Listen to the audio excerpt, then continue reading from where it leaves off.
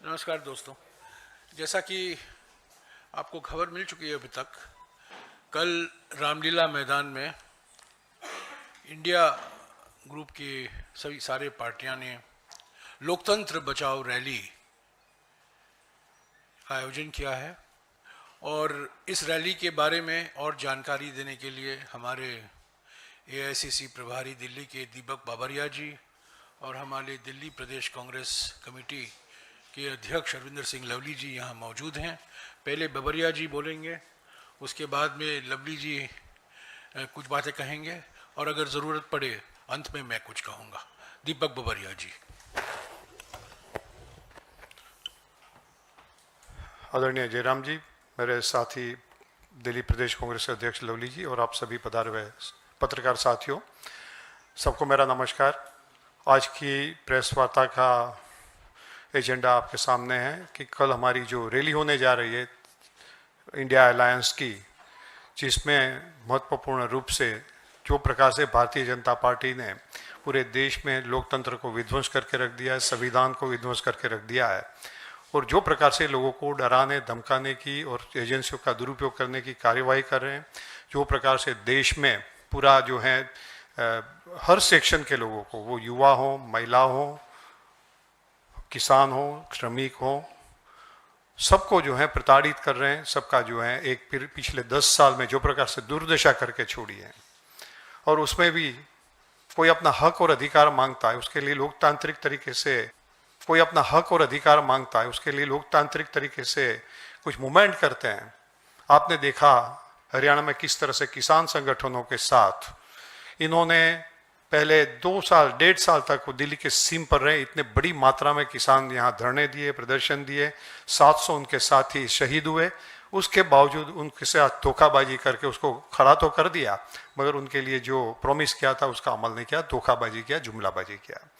फिर से जब उन्होंने अपना हक और अधिकार मांगा तो पॉइंट ब्लैंक रेंज से, जो जनरल डायर ने भी कभी नहीं किया था, वो प्रकार से उनको गोली मार के उसका आंदोलन को तोड़ने की कोशिश की। जो दुश्मन देशों के आर्मी के साथ न करे, उसी प्रकार से उनको लोकतांत्रिक तरीके से अपना प्रदर्शन करने के लिए भी जो है हाईवे पर रोक दिया गया, तो उसके पर जुल्म कर दिया गया। जो महिलाएं जो बलात्कार से पीड़ित थी, उसके उत्पीड़न से पीड़ित थी, जो धरना प्रदर्शन कर रही थी, उसने जब रक्षा मांगी तो उनकी रक्षा देने की वजह, जो उनके बलात्कारी थे, जो उसके लिए अपराधी थे, उन लोगों की रक्षा किया। ये देश में इतनी बड़ी बेरोजगारी, युवा मांग रहे थे कि उनको रोजगारी मिले, लोग सरकारी नौकरियों में भी रोजगारी मिले, इसके लिए प्रदर्शन किया, उसके पर इतना जम के लाठीचार्ज किया। आज की डेट में भी जो पेपर लीकेज वाले गुजरात से लेके जहाँ जहाँ भी भारतीय जनता पार्टी की सरकारें हैं, उसमें कहा जाता है कि उनके कहीं ना कहीं आरएसएस के साथी भी उसमें सम्मिलित होते हैं और पिछले दरवाजे से उसकी कैडर को इसमें सरकारी नौकरियों में लगा देना चाहते हैं, देश के बड़ी मात्रा में युवाओं को अन्याय करना चाहते हैं, वो भी उन्होंने रोक दिया। आज ये परिस्थिति में दमन की परिस्थिति है, लोग न्याय मांगते हैं। राहुल जी पूरे देश में भारत जोड़ो न्याय यात्रा से लोगों को जगाने की कोशिश कर रहे हैं और वही मौके पे आपने देखा कि विपक्षी एकता तोड़ने के लिए इन्होंने लगातार प्रयास किए। वो हेमंत सोरेन जी हो, केजरीवाल जी हो और हमारे कई नेताओं और उनके पार्टी के बड़े बड़े लीडर हो जो कहे हैं, उनके सामने ईडी और सीबीआई के समन्स भेजना, उसकी प्रताड़ना करना, ये इसके विरोध में कल जो है पूरे दिल्ली में बड़ी मात्रा में जो है प्रदर्शन का, रैली का आयोजन किया गया है। उसकी विस्तृत जानकारी आपको मेरे साथी अरविंदर सिंह लवली आपको देंगे। शुक्रिया बाबरिया जी। लवली जी।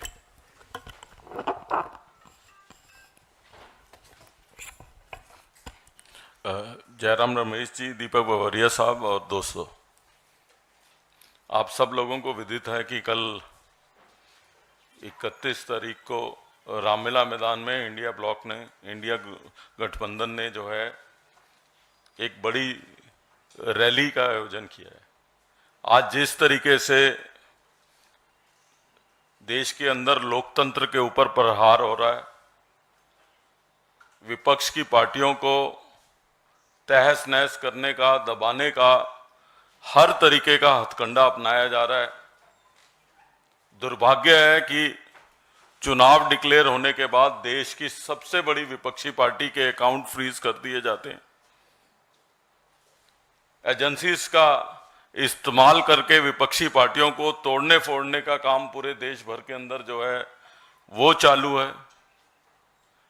लगातार लोकतंत्र के अंदर प्रहार हो रहा है, और जिस लोकतंत्र को बचाने के लिए, जिस लोकतंत्र की देश में बहाली के लिए कांग्रेस पार्टी का गठन हुआ था, और हमको ये कहने में कोई शक और शुबा भी नहीं है कि अगर सबसे पहले दोबारा से इस देश के लोकतंत्र को बचाने की लड़ाई किसी ने शुरू की तो हमारे नेता राहुल गांधी ने पूरे देश भर में शुरू करी। आज उसकी गर्मी जो है वो देश का हर विपक्षी दल महसूस कर रहा है, और इस लड़ाई के अंदर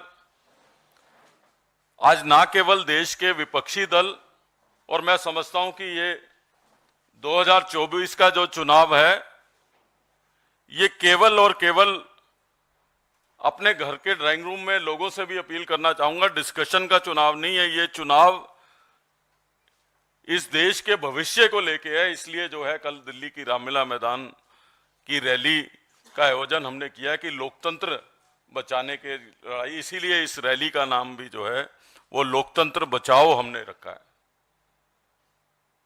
इस रैली को इसलिए रखा है कि आप चुनाव डिक्लेयर होने के बाद चुने हुए मुख्यमंत्रियों को, आपकी टाइमिंग देखिए, आप चुनाव डिक्लेयर होता है तो आप चुने हुए मुख्यमंत्री को गिरफ्तार करते हैं, चाहे वो झारखंड में हेमंत सोरेन हो, चाहे वो दिल्ली के अंदर अरविंद केजरीवाल हो। तमाम हथकंडे आप जो है विपक्ष के लोगों को, ताकि उनके लिए लेवल प्लेइंग फील्ड जो है चुनाव में उपलब्ध ना हो। आपका केवल और केवल फोकस जो है वो पूरी की पूरी सरकारी मशीनरी का ओपोजिशन को डिस्टर्ब करने में, डेमोक्रेसी को, डेमोक्रेटिक वैल्यूज को डिस्टर्ब करने में, लोकतंत्र की हत्या के लिए जो है आप इस तरीके के कुठाराघात लगातार एक के बाद एक विपक्षी दलों पे कर रहे हो, उसके खिलाफ इस रैली का आयोजन किया है। इस रैली में इंडिया ब्लॉक के तमाम सीनियर लोग को इसको संबोधित करेंगे ही। जयराम रमेश जी अभी डिटेल में भी बताएंगे कौन लोग हिस्सा ले रहे हैं, लेकिन इसमें बड़ी संख्या के अंदर जो है वो दिल्ली के लोगों की भागीदारी, कांग्रेस के कार्यकर्ताओं की भागीदारी, और ऐतिहासिक रैली के रूप में जो है ये रामलीला मैदान में होगी, जिसको तमाम इंडिया गठबंधन के लीडर्स जो है वो इसको संबोधित करेंगे। और मैं समझता हूं कि इस रैली के बाद एक संदेश जाएगा कि लोकतंत्र के खिलाफ लड़ने के लिए तमाम विपक्षी पार्टियां एकजुटता के साथ जो है इस सरकार का जो है मुकाबला करेंगी। अभी मैं सर से चर्चा कर रहा था तो मैं कह रहा था कि भारतीय जनता पार्टी का अब मोटो केवल ये रह गया है कि पार्टी में चंदा, व्यापारियों का धंधा और ईडी का फंदा, ये केवल और केवल ये केंद्र की सरकार इस 3 मोटो पे काम कर रही है। और हम इनको कहना चाहते हैं कि इस लोकतंत्र के लिए हमारे पूर्वजों ने कुर्बानी दी थी, और इस लोकतंत्र को के साथ इस तरीके का प्रहार और उसको खत्म करने की जो कोशिश हो रही है उसको हम कामयाब नहीं होने देंगे। और कल ये पहली गुहार होगी, कल ये पहला आम जनमानस का जो है वो प्रहार होगा इस सरकार के ऊपर, तो हम इनके मंसूबों को कामयाब नहीं होने देंगे। धन्यवाद। शुक्रिया बाबरिया जी और लवली जी। मैं कल की रैली के बारे में और कुछ जानकारी आपको देना चाहता हूं। कल की रैली व्यक्ति केंद्रित रैली नहीं है। कल इसीलिए नाम रखा गया है लोकतंत्र बचाओ रैली। मुद्दा है लोकतंत्र को बचाना, मुद्दा है संविधान को बचाना। व्यक्ति केंद्रित रैली नहीं है। दूसरी बात मैं कहूं, ये किसी एक पार्टी की रैली नहीं है। कुछ 28 पार्टियां इसमें शामिल हैं। सारे इंडिया गठबंधन, इंडिया जनबंधन, मैं बार बार कह रहा हूं ये गठबंधन नहीं है, ये जनबंधन है। इंडिया जनबंधन के सारे पार्टियां इसमें शामिल हैं। तृणमूल कांग्रेस भी शामिल है।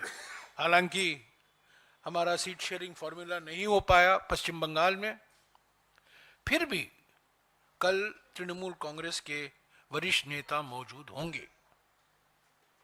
तो ये किसी एक पार्टी की रैली नहीं है, ये इंडिया जनबंधन की रैली है। इंडिया जनबंधन की दूसरी रैली है, पहली रैली नहीं है ये।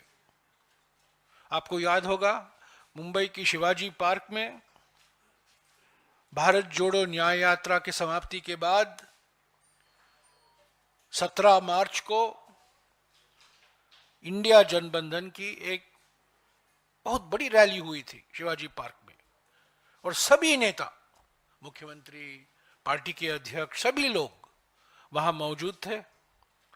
और वहां शंखनाद वहां से शुरू हुआ, और आज कल दूसरा शंखनाद होगा रामलीला मैदान से।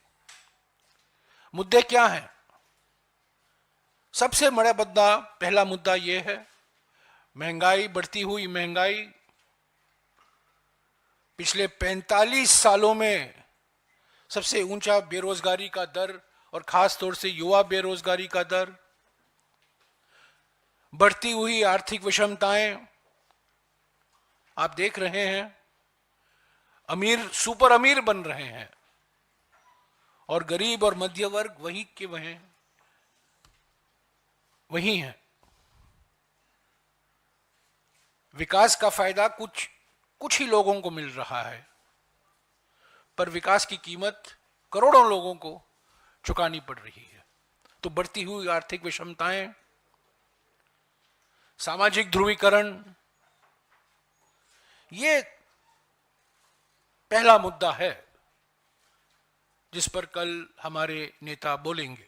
महंगाई, बेरोजगारी, बढ़ती हुई आर्थिक विषमताएं, एमएसएमई का विनाश, और जो बाबरिया जी ने कहा, सबसे महत्वपूर्ण बात उन्होंने कहा, जो किसानों पर अपराध किए जा रहे हैं, किसानों पर जो अन्याय हुआ है, किसानों को जो अपमान हुआ है, 700 किसान शहीद हुए थे किसान आंदोलन में, उस शहादत को नजरअंदाज किया गया है। चंदादाताओं का सम्मान हो रहा है, पर अन्नदाताओं का अपमान हो रहा है। तो यह पहला मुद्दा है। दूसरा मुद्दा है जिस तरीके से विपक्ष की पार्टियों को निशाना बनाया जा रहा है, केंद्रीय जांच एजेंसियों का दुरुपयोग हो रहा है। 2 मुख्यमंत्री गिरफ्तार हुए हैं, पर इनके अलावा कई मंत्री अलग अलग राज्यों में, उनको भी गिरफ्तार किया गया है। चार्ज नहीं है, पर गिरफ्तार हो गए हैं। ये एक षड्यंत्र है। तो ये एजेंसियों का दुरुपयोग, चुने हुए मुख्यमंत्री और मंत्रियों को गिरफ्तार करना बिना चार्ज फाइल किए हुए, ये बिल्कुल एक मानसिकता दर्शाता है कि प्रधानमंत्री चाहते हैं कि सारे विपक्ष पार्टियां अपंग हो जाएं, आर्थिक रूप से, राजनीतिक रूप से अपंग हो जाएं, ताकि वो चुनाव लड़ने की स्थिति में न हो। तीसरा मुद्दा है हमारे देश का सबसे बड़ा घोटाला, पिछले 75 वर्षों में से सबसे बड़ा घोटाला हुआ है इलेक्ट्रल बॉन्ड को लेकर। सुप्रीम कोर्ट ने इसको गैर संविधान के खिलाफ, अनकॉन्स्टिट्यूशनल है, सुप्रीम कोर्ट ने कहा है। और उसी की वजह से प्रधानमंत्री ने अपने वकील दोस्तों को भड़काकर सुप्रीम कोर्ट को अभी धमकी देने में लगे हुए हैं, क्योंकि वो डर गए हैं 8,200 करोड़ जो चंदा मिला है। और मैंने बार बार कहा है, चंदा दो, धंधा लो, हफ्ता वसूली, ठेका लो, चंदा दो और शेल कंपनी, ये 4 तरीके हैं, 4 रास्ते हैं। और जिस तरीके से इलेक्टोरल बॉन्ड के रास्ते से बीजेपी ने चंदा इकट्ठा किया है, और उसके साथ साथ हमारे देश के प्रमुख विपक्ष पार्टी के खिलाफ कर आतंकवाद हमले किए जा रहे हैं, कांग्रेस पार्टी को निशाना बनाया गया है खास तौर से, और हमें बार बार, कल रात को भी 2 और नोटिस मिले हमें। कल जब हम प्रेस कॉन्फ्रेंस कर रहे थे तब तक 4 नोटिस हमें मिले थे, कल रात को 2 और नोटिस मिले हैं, और आज मैं नहीं जानता हूं और कितने नोटिस आएंगे, क्योंकि अभी तक केसरी जी के जमाने तक ही नोटिस आए हैं, उनके पहले भी कई कोषाध्यक्ष थे। तो यह तीसरा मुद्दा है, इलेक्ट्रल बॉन्ड का मुद्दा, घोटाला, घूस। चौथा मुद्दा मैं कहूंगा संविधान बचाना, लोकतंत्र बचाना और संविधान बचाना। संविधान खतरे में है। बीजेपी के नेता, आरएसएस के नेता कह रहे हैं कि इस संविधान को वापस हमें लिखना है, यह संविधान का कार्यकाल समाप्त हो चुका है, एक्सपायरी डेट हो चुका है, एक नए संविधान की जरूरत है। और जो संवैधानिक सिद्धांत हैं, पंथ निरपेक्षता, समाजवाद, सामाजिक न्याय, ये सब खतरे में है, क्योंकि ये संविधान खतरे में है। तो साथियों, कल की रैली व्यक्ति केंद्रित रैली नहीं है, कोई एक व्यक्ति को बचाने के लिए नहीं है, संविधान को बचाने के लिए है, लोकतंत्र के बचाने के लिए है, और सभी पार्टियों का योगदान है। कांग्रेस पार्टी, आम आदमी पार्टी, वामपंथी पार्टी, सब लोग कोशिश कर रहे हैं मोबिलाइजेशन के लिए कल, और हमें पूरा विश्वास है कि रामलीला मैदान, सिर्फ रामलीला मैदान में नहीं, पर रामलीला मैदान के आसपास भी लोग हजारों में मौजूद होंगे, और एक प्रभावशाली संदेशा जाएगा लोक कल्याण मार्ग को, जो पहले रेस कोर्स रोड कहा जाता था, अभी लोक कल्याण मार्ग कहा जाता है, कि उनका समय अभी हो चुका है। जनता उनसे छुटकारा चाहती है, जनता, देश की जनता चाहती है लोकतंत्र बचे, संविधान बचे, निष्पक्ष चुनाव हो, और ये जो बार बार विपक्ष पार्टियों के खिलाफ बिना मतलब के राजनीतिक साजिश रचाई जा रही है, ये बंद करने का संदेशा जाएगा कल के रैली से। हमारे पार्टी की ओर से कांग्रेस अध्यक्ष जी मल्लिकार्जुन खड़गे साहब, राहुल गांधी जी और बड़े नेता, वरिष्ठ नेता सभी मौजूद होंगे। मुझे जानकारी मिली है कि शरद पवार जी आएंगे, तेजस्वी यादव जी आएंगे, उद्धव ठाकरे जी आएंगे, सीताराम येचुरी होंगे, डी राजा होंगे, अखिलेश यादव जी होंगे, फारूक अब्दुल्ला साहब होंगे, महबूबा मुफ्ती जी होंगी, दीपांकर भट्टाचार्य सीपीआई एमएल वहां होंगे, झारखंड के मुख्यमंत्री चंपाई सोरेन होंगे, ऑल इंडिया फॉरवर्ड ब्लॉक के जी देवराज होंगे, असली लोकदल, याद रखिएगा, असली लोकदल के सुनील सिंह होंगे, और तमिलनाडु के 3-4 पार्टियां और केरला के 2-3 पार्टियां रहेंगी। कुल मिलाकर मैं समझता हूं कल 27 या 28 पार्टी के नेता रामलीला मैदान में मौजूद होंगे। डीएमके त्रिची शिवा आएंगे, स्टालिन साहब की जानकारी नहीं है, पर डीएमके होंगे त्रिची शिवा, और टीएमसी से डेरिक ओब्रायन होंगे। तो सारे पार्टियां जो पलटी के हैं वो पार्टी नहीं है, पलटी के हुए पार्टी एक तो आप जानते हैं जेडीयू, वो नहीं है, आरएलडी ने भी पलटी किया है, पर आरएलडी वो तो नकली आरएलडी है, असली आरएलडी तो हमारे साथ है। तो आरएलडी के संजय सिंह, सुनील सिंह जी होंगे, और हमारे ओर से मैं फिर से कहूंगा कांग्रेस अध्यक्ष जी, आदरणीय कांग्रेस अध्यक्ष जी मल्लिकार्जुन खड़गे जी और राहुल गांधी जी दोनों इस रैली को संबोधित करेंगे। शुक्रिया। अगर आपके कुछ सवाल हैं इस रैली के बारे में, बाबरिया जी और लवली जी उसका जवाब देंगे। देखिए, मैंने जो कहा है, कांग्रेस अध्यक्ष जी और राहुल गांधी जी वहां जरूर मौजूद होंगे,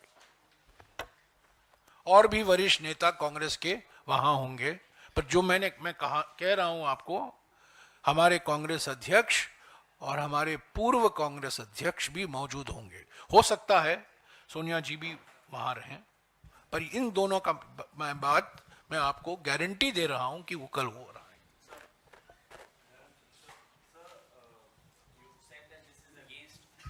So you've said that the rally is to save the constitution and democracy, but since elections are around the corner, do you also see it as a show of strength and unity for the India bloc and send out a message to the voters?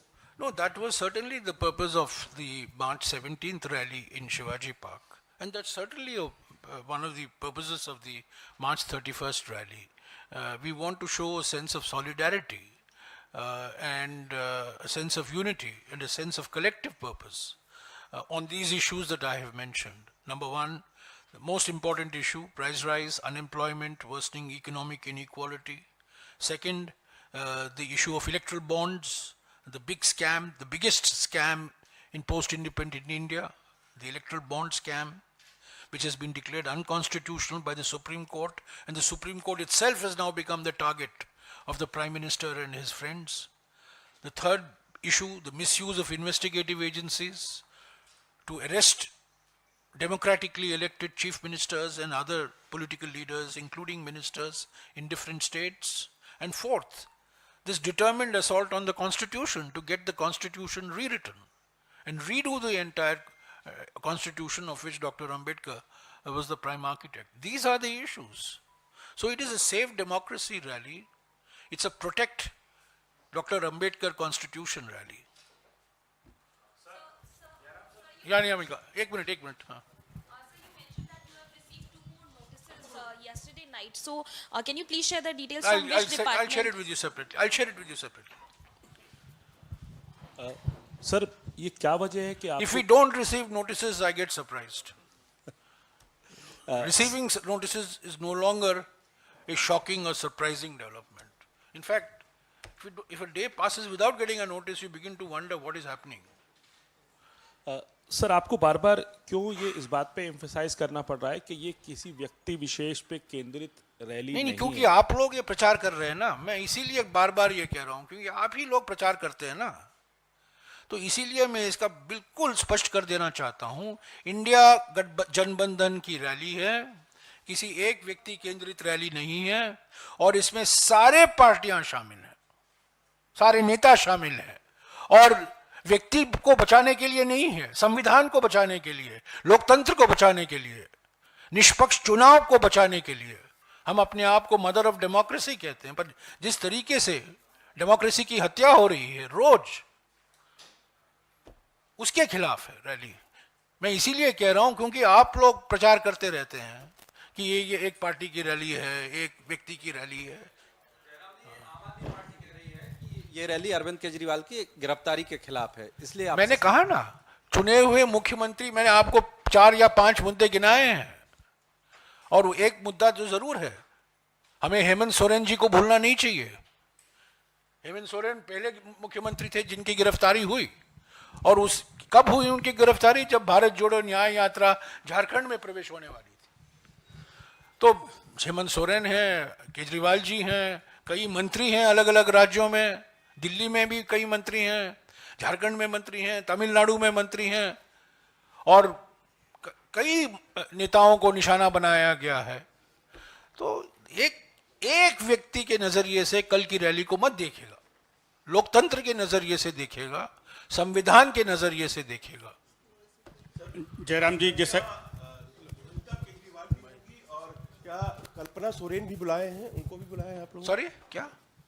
Kalpana Soren, Hemant Soren की पत्नी, क्या वो भी होंगी rally में?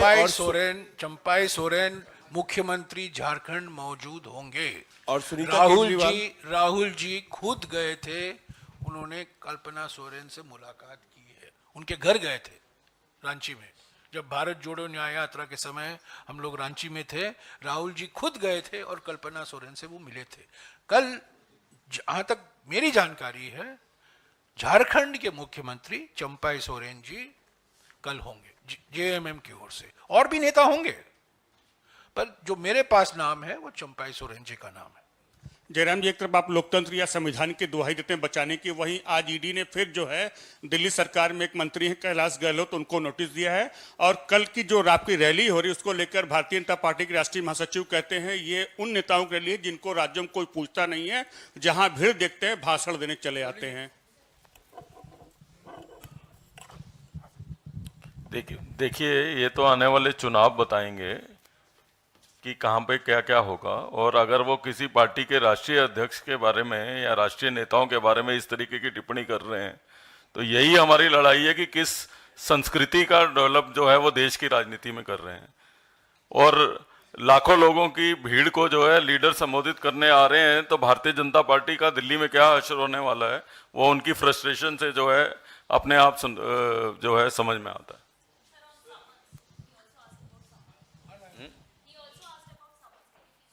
Summons have been become a fashion in this government. Like sir has said कि जिस दिन जो है कांग्रेस को नोटिस ना आए उस दिन जो है हम परेशान हो जाते हैं कि क्यों नहीं नोटिस आया। ऐसे ही जो है जब तक ये समन ना भें तब तक इनका खाना हजम नहीं होता। इनको लगता है आज ये ढूंढते हैं पूरा दिन कि कल किसको समन भेजना है। तो it has become a fashion for this government.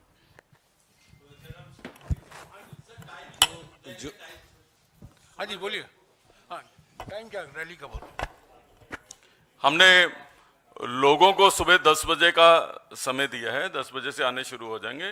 Media के साथियों से अनुरोध है कि आप 11 बजे तक, 10:30, पौने 11 तक जो है आप लोग वहां पे आइए। सर वो तो हेलो मान के जयराम सर 11 बजे मानकर चलिएगा। जयराम सर दो तब सवाल। तक 2 और नोटिस आ जाएंगे हमें। जयराम सर, हाँ सर, जयराम सर 2 सवाल हैं कि पहला ये कि कल जो 2 नोटिस आए हैं उसमें क्या कुछ कहा मैं गया? आपको अलग से वो जानकारी अलग से दूंगा। सर एक सवाल है कि कल इंडिया ब्लॉक की इतनी बड़ी रैली हो रही है, इससे पहले सर बिहार में जो पूर्णिया सीट है वो उस पे आरजेडी ने कैंडिडेट ये उतारा। दिल्ली के बारे में, कल की रैली के बारे में। अच्छा, ओके, थैंक यू। अभी 11:15 को एक और प्रेस कॉन्फ्रेंस है क्योंकि कुछ लोग पार्टी में शामिल हो रहे हैं, और उसके बाद में 12 बजे को